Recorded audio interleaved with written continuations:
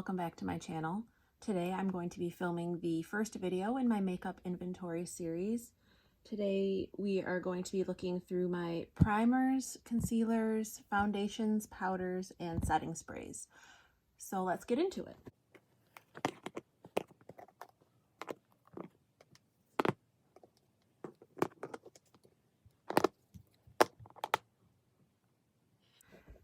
I have 10 primers, not including this little sample of the Becca Skin Love Glow Elixir. This only has one use left, so I'm not counting that.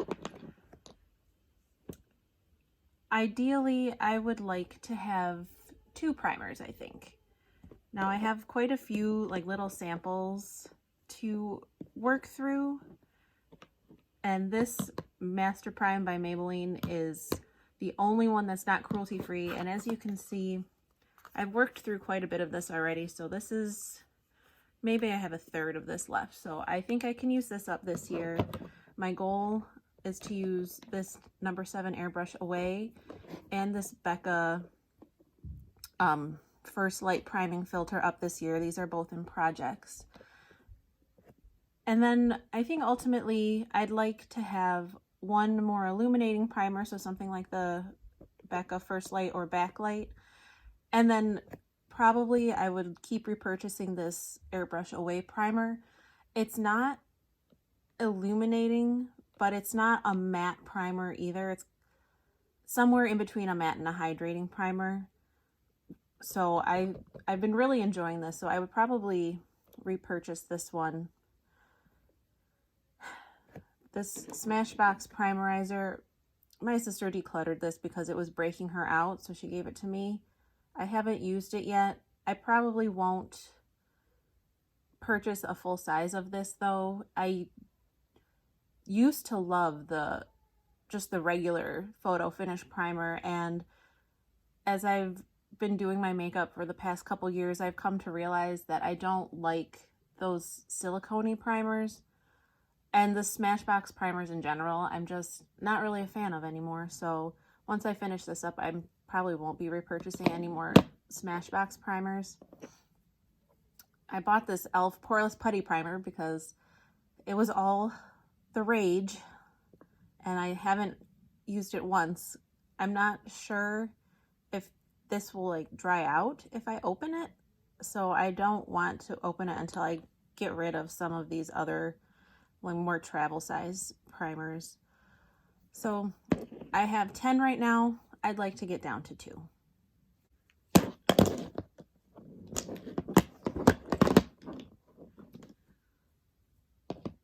My next category is color correctors and concealers.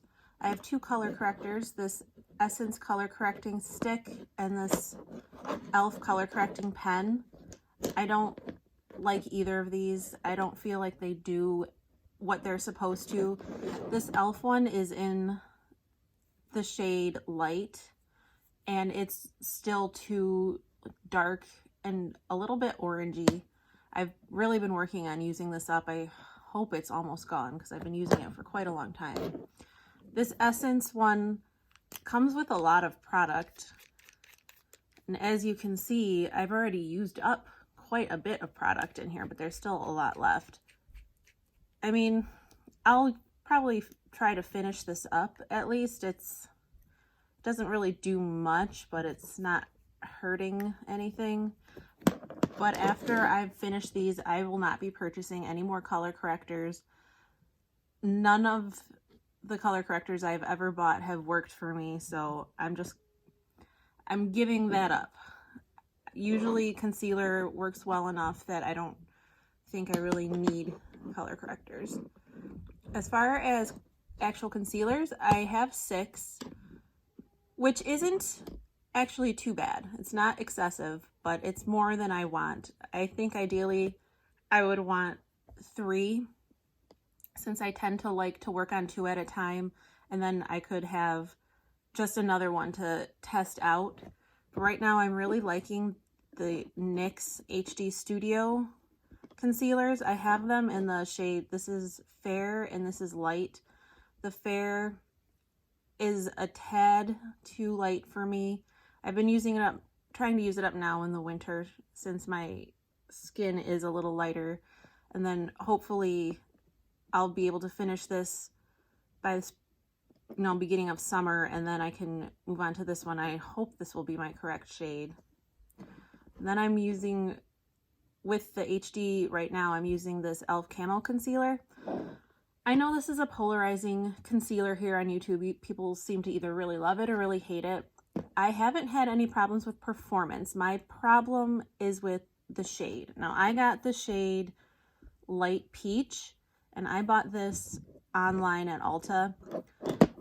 And the shades online are much darker than what they are in real life. So I would recommend, if you are interested in trying this concealer out, to go look at the shades in a store, because if I had bought this in the store, I would not have bought this shade. I would have bought a darker shade. I want to say my sister told me she got the shade Medium Peach, and that was still too light for her. And she's pretty much the same skin tone as I am. So yeah, I don't know what's going on with the shade range with this, but it's not a bad concealer. Then I have the Revolution Conceal and Define. I have gone through one of these before, but I had a shade that was way too light. So this time I picked up the shade C6, and I haven't opened this yet. This is probably going to be the next one that I open, but it's going to be a while since these are both pretty much brand new. And then I have this Pacifica concealer, which I have not tried yet. And this NYX little jar of concealer. I think I bought this thinking it was going to be more like a color corrector. This is in the shade Light. So this may be, well, this is the same shade as this. So it hopefully will work for me. But because it's in a pot, I really didn't want to open it quite yet. But yeah, no color correctors after these are gone. And then 3 concealers, but like I said, I'm not super unhappy with the size of my concealer collection right now. I have options if I want them, but it's not excessive.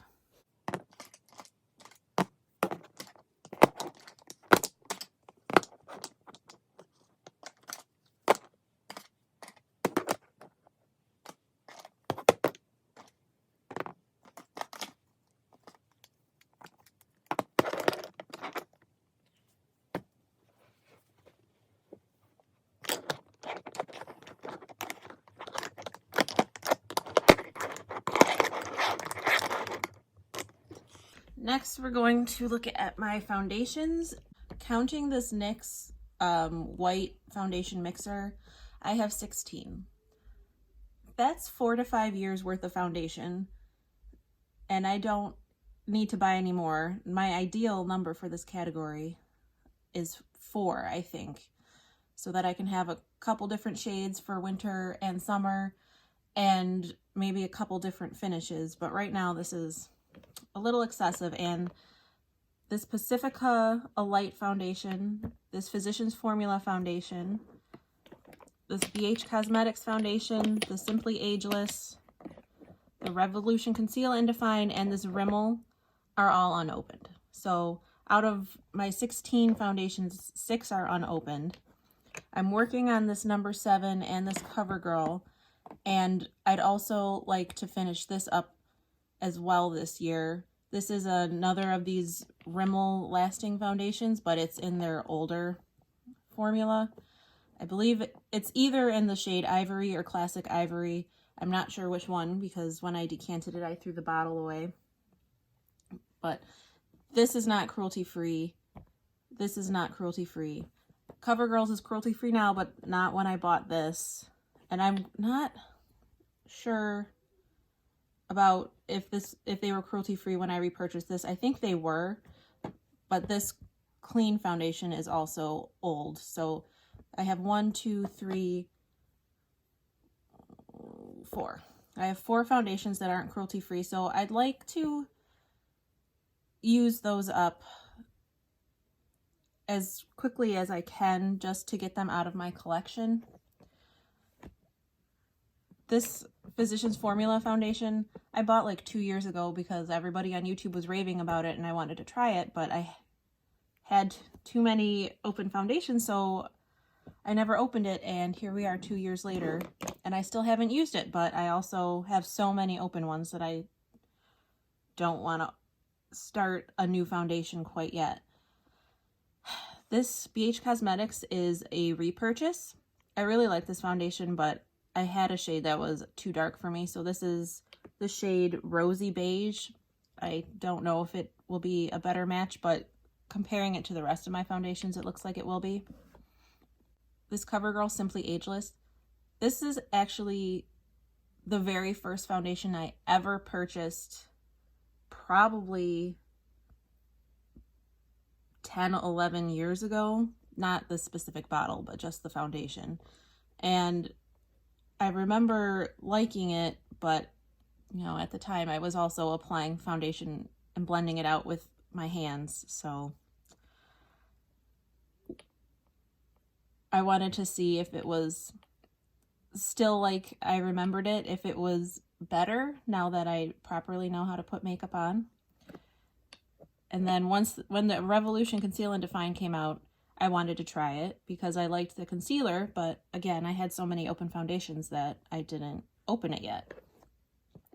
Now this ColourPop, the No Filter foundation, the matte liquid one, I actually really like this once I figured out how to use it. I have to use it with a glowy or illuminating primer such as my Becca, and then you only need like half a pump, and it turns out beautiful. I remember when this first came out and I was watching a lot of videos for it, people were caking this thing on, and it looked okay because they had all their, you know, professional lights and everything. But the first time I tried this, I remember using one full pump and it looked horrible. So the key to this one is less. The Sonia Kashuk one I like. I found it on clearance at Target, which I don't think Target sells her makeup anymore. They just sell her brushes. I have this Ulta Beauty color correcting foundation and primer stick, which is pretty nice. And then I have these two ColourPop No Filter sticks. I do not really care for these. ColourPop's base products, I don't know what's going on with their shades. So I have the shade Light 67N, which is when this first came out and I did the shade matching on the website, this is what it said I should get. This is like straight up orange. That is just not a shade match for me. I might be able to use it as maybe like a cream contour underneath bronzer, but as a foundation, I need to try to mix it with something else or I just can't use it. And then I tried this Light 55C, which is the same shade as the No Filter foundation. As you can see, this, I mean, even just looking from the little sticker, this is not cool. This has a definite, to me, I see yellow when I put that on. I mean, I guess it's a little cool, but it just looks warm to me. It's not the right shade. I would not repurchase these foundation sticks from ColourPop again because I just can't seem to find a shade that will work for me. So right now, like I said, I have 16. Ideally, I'd like 4. That's going to take years worth of work to get through all this.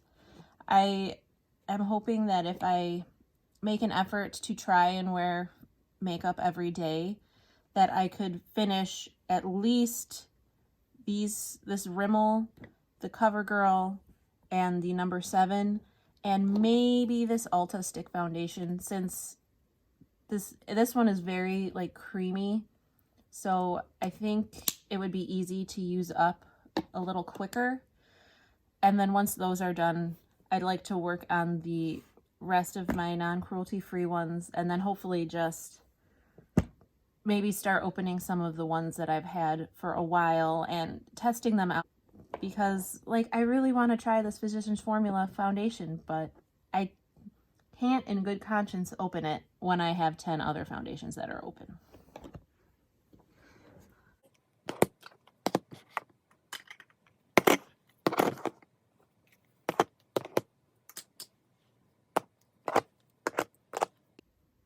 My next category is my powders.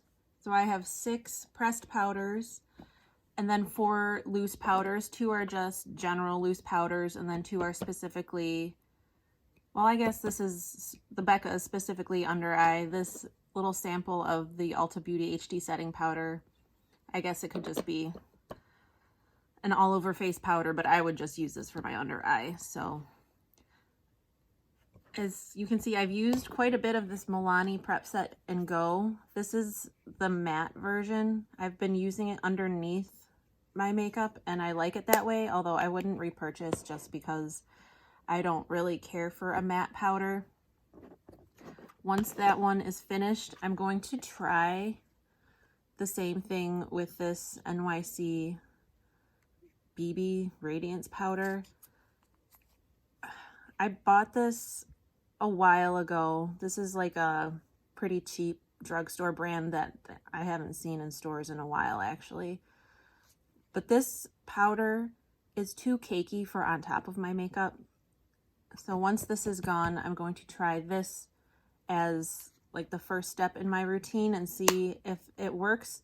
And if it doesn't, I'm just going to toss it. This thing was like $3 and it's not cruelty free. So if it doesn't work, I'm not going to be that upset about having to get rid of it. But the rest of these, this e.l.f. Sheer Tint Finishing Powder, I have it in the shade Fair Light. I've used up one of these before. I really, really like the setting powder. Then I have this NYX No Filter. I actually bought this when I went to New York with my sister. We saw a NYX store and we went inside and I bought it because I think I had forgotten to bring my setting powder. I'm not sure how I feel about this one yet, just because when I did use it, I was traveling. I didn't have all of the things that I normally would have with me, so I don't know if it was that or I don't know what it was, but I felt like this was a little cakey, but I'm going to need to try it again. Then I have this BH Studio Pro. This is the matte finish pressed powder. This is my oldest powder. I need to start using this up. This is probably the very first powder I bought a while ago. And then I have this NYX High Glass. It's a finishing powder, but it's supposed to be more of an illuminating finishing powder. I haven't opened it yet just because I have 5 that are open already and I don't need every single powder I own to be open at the same time. I would probably be okay with having 2 pressed powders. I mean, this is the second e.l.f. one that I've had. I would definitely repurchase that. And then depending on how much I like that, I think having a regular pressed powder and then maybe a more illuminating one would be ideal. But if not, then I would just repurchase this and then just try out other ones. As far as loose powders, I have this Bare Mineral Veil, which I got in a kit. I haven't opened it yet. And this e.l.f. loose setting powder. This is in Soft Luminance, so it's gonna be a little illuminating, but you can see how fine that looks in there. I'm actually really want to try this one out, but again, I think I want to finish up a couple of the pressed powders first. I'm not sure how I feel about loose powder. Depending on if I like either one of these, my ideal number for this category would be 0 or 1, but I only have 2 right now, so that's not bad. And then as far as under eye setting powders, this Ulta Beauty one, it's not, I think I've tried it a couple times. It's not bad, but it's definitely not as finely milled as this Becca one. And this I just got as like a free gift with purchase, so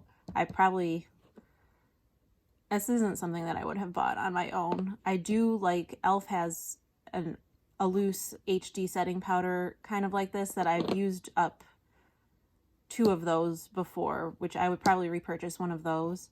This Becca one, it's nice. I like the way it feels when I put it on, but I just don't think I would pay the $39 or $40, whatever it is, for a full size of this. It's just under eye setting powder.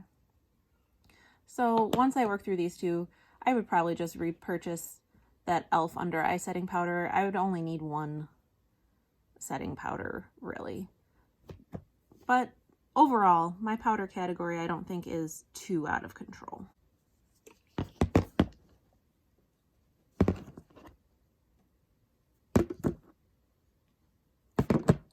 Finally, my last category for this video is my setting sprays. Right now I have technically 5, but this e.l.f. Makeup Mist and Set I use exclusively to foil my eyeshadow, so I don't really count that as a setting spray per se, because I only use it for eyeshadow. This is probably the 3rd or 4th bottle of this that I've repurchased. I know a lot of people on YouTube, especially the bigger beauty gurus, they like to use their MAC Fix Plus, which 1, MAC isn't cruelty free, but 2, that's really expensive to use for eyeshadows. I'm not gonna do that. This is like $4 or $6 for this big bottle, and it works just fine. As far as actual setting sprays, the Mario Badescu, this is probably my 6th, 7th, 8th bottle of this. I don't know. I've been using this for a while.